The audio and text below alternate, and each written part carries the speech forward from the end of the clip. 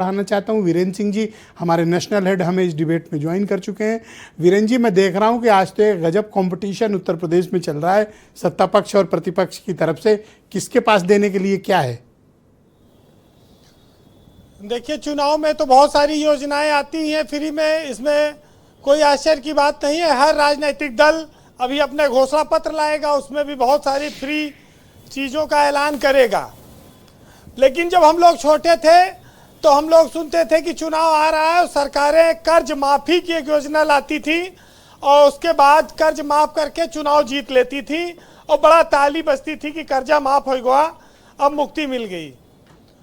लेकिन जब नेता धीरे धीरे घोटाले में फंसने लगे तो जनता ने बात जान ली कि भाई खाली कर्जा माफ़ी नहीं, अब कुछ नकदीकरण भी हमें मिले तो वोट दिया जाए।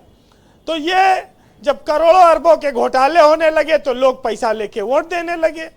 फिर उसी में मुफ्त की योजनाएं और शामिल हो गई, जिसमें कहीं कोई फ्रिज दे रहा है, कोई टीवी दे रहा है, कोई स्कूटी दे रहा है, कोई मुफ्त का राशन दे रहा है, कोई सिलेंडर दे रहा है, कोई बेरोजगारी भत्ता दे रहा है, कोई किसान सम्मान निधि दे रहा है। बहुत सारी योजनाएं धीरे धीरे हर साल घटती बढ़ती रहती हैं। और आज समाजवादी पार्टी ने एक बड़ा दांव खेला कि वो महिलाओं को 40,000 रुपया सालाना देगी, लगभग 3,500 रुपये महीने के लगभग आएगा महिलाओं को। तो एक बड़ी रकम है ये। कोई जो गरीब लोग हैं, गरीब परिवार हैं, जब उत्तर प्रदेश की अगर प्रति व्यक्ति आय देखिए आप तो 90 से 93,000 रुपये के बीच है एक साल में। तो 8,000 के लगभग जो परिवार कमाता है, अगर उसमें 3,000 एक महिला को अलग से 3,500 मिलने लगेगा तो उसकी बहुत बड़ी मदद हो जाएगी। सरकारें योजनाएं लाती हैं, कोई सिलेंडर दे रहा है, कोई राशन दे रहा है, उसमें कोई नहीं है। क्योंकि आज ही ऐलान हुआ कि महिलाओं को रोडवेज में फ्री यात्रा होगी 60 साल के ऊपर। तो एक तरफ फ्री यात्रा हो जाएगी, एक तरफ पैसा मिलने लगेगा, बहुत सारी चीजें आएंगी। लेकिन सरकारें कोई चीज अपनी जेब से तो देती नहीं है, वो आप ही से वसूलेंगी, आप ही को देंगी। भाई जहां से लिया वही दिया, वह इतना मान लीजिए तभी काम बनेगा। क्योंकि इस देश में सब कुछ सरकार का, जनता के टैक्स का है। और अंबेडकर ने बहुत पहले कहा था कि जनता को कभी कुछ अगर मुफ्त देना है तो शिक्षा दो। लेकिन शिक्षा जो सबसे बड़ी ताकत यह है कि वो सवाल पैदा करती है, इसलिए सियासत मुफ्त शिक्षा नहीं देना चाहती और बाकी सब आपके लिए करेगी। एक बड़ी सवाल ब्रजेश जी ये आया पिछले 15-20 सालों में, जो राजनीति के बड़े माइक्रो मैनेजमेंट वाले लोग हैं, इन्होंने एक आधी आबादी शब्द निकाला और कहा कि ये महिलाएं हैं, वोमेन पावर है, और ये जो वोमेन पावर है ये अपने हिसाब से वोट देगी। ठीक है, आधी आबादी है, लेकिन इस देश में आज भी अधिकतर महिलाएं अपने परिवार, अपने पति के साथ सहमति से वोट डालती हैं। ये कोई कहे कि हम मुफ्त का कुछ आइटम देके, कुछ पैसा लालच देके पति के इतर जाकर वोट ले ले, तो ऐसा बहुत कम होता है आज भी।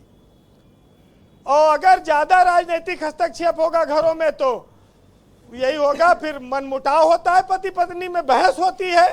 तो ये घर घर में राजनीति का अखाड़ा न खोला जाए।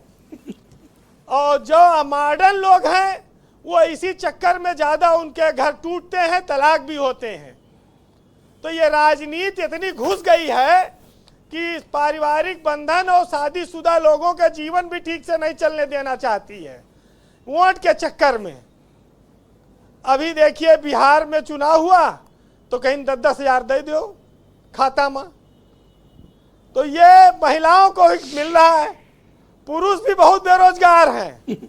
मैं ये नहीं कहता महिलाओं को नहीं मिलना चाहिए जी, लेकिन महिलाओं के नाम पर मतलब ये एक नई किस्म की तकलीफ आपने बता दी है। तो इस देश में ये बड़ा चिंतन का विषय है।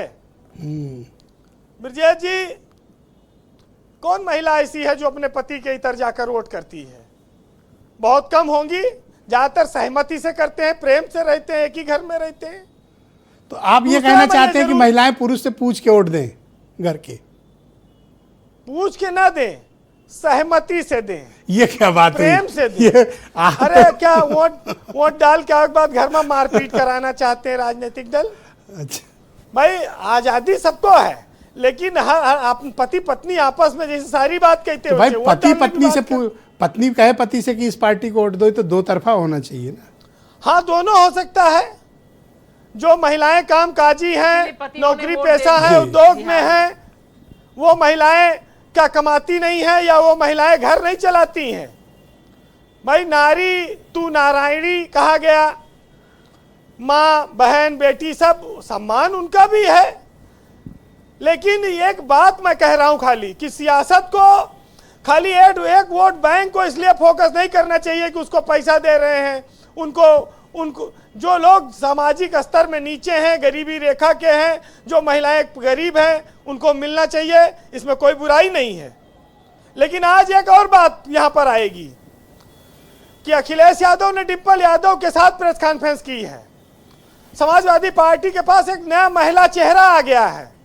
जब से दिल्ली में एक आंदोलन हुआ जैन जी का, और जिस तरह से उन्होंने भाग लिया डिम्पल यादव ने उसने उनके आत्मविश्वास को बढ़ाया है। समाजवादी पार्टी को भी एक नई दिशा दी है कि उनके पास एक लाइन में एक नंबर 2 का एक चेहरा है जो बात कर सकता है, फेस कर सकता है, और वो मीडिया को बहुत ज्यादा अब एड्रेस करने लगी हैं। तो ये बीजेपी को अब इसकी एक काट नहीं ढूंढनी पड़ेगी। वोट तो जो आएगा जाएगा, जो लीडरशिप की एक नई क्वालिटी लानी पड़ेगी, जिसके चेहरे पर लोग बात सुनना चाहते हो, देखना चाहते हो। जी देखिए, राहुल गांधी की उत्तर प्रदेश में जो स्थिति है लोग जानते हैं। प्रियंका भी लड़के जा चुकी हैं। बीजेपी भी जानती है कि मुकाबला समाजवादी से ही होगा, और तीसरा चौथा नहीं है यहाँ कोई। तो अभी तो शुरुआत हुई है, अभी वक्त आने दीजिए, अभी बहुत सारी चीजों का ऐलान होगा। जी कंक्लूड बिहार में 10,000 नगद मिला था, यहाँ हो सकता है कि 20-20 हजार नगद मिलने लगे। भाई इस देश में जिसको मुफ्त का मिला किसी ने छोड़ा? अगर मुफ्त में आप 2 पूड़ी भी खिला दो तो कोई मना नहीं करेगा। अरे पूड़ी की बात कर रहे हो, वो नकली चॉकलेट कैंसर वाली पड़ी थी एक जगह, किसी ने फेंकी, पूरा कानपुर लूटने पहुंच गया। और जबकि वो मतलब मनाही थी उसकी, कानपुर में चॉकलेट लूटे, वो भी वो कैंसरस वाली थी, मतलब उसको खाने से कैंसर होता है, और उसको डिस्प्रयोग कराया गया, लूट लिया भाई लोगों ने उसको भी। गजब। हमारे देश में अवसर को लोग कभी चूकते नहीं हैं, और जब आपदा में भी अवसर हो तो वहां भी नहीं चूकते।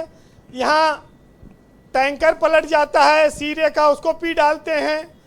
कहीं जो है मीथेन पलट जाए गैस, उसको लूट लेंगे।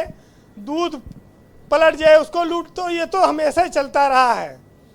पनीर हर आदमी खाता है और जानता है कि नकली पनीर है, फिर भी खा रहा है। तो यही है बस कि जान जान के अनजान बने रहो। हर आदमी दूसरे को उपदेश दे, पर उपदेश कुशल बहुतेरे, अपने ऊपर लागू ना हो।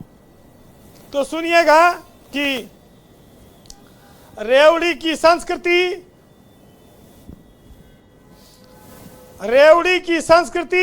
और रेवड़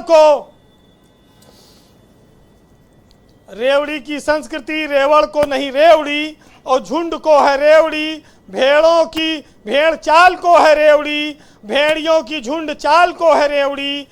करदाताओं का खून चूस बैठे ठालों को है रेवड़ी, और तो और राजा के सालों को है रेवड़ी। राजनीति के छुट भैया पैरोकारों को है रेवड़ी। सत्ता बचाने और दमन छिपाने को है रेवड़ी, और कानून के कर्णधारों को कुछ चुप कराने को है रेवड़ी। वीरेंद्र जी राजा के सालों पर बड़ा फोकस करते हैं। बहुत शुक्रिया वीरेंद्र जी, आपका धन्यवाद हमारे साथ जुड़ने के लिए। ग्राउंड जीरो से अपना फीडबैक, ओपिनियन और पॉलिटिकल ऑब्जर्वेशंस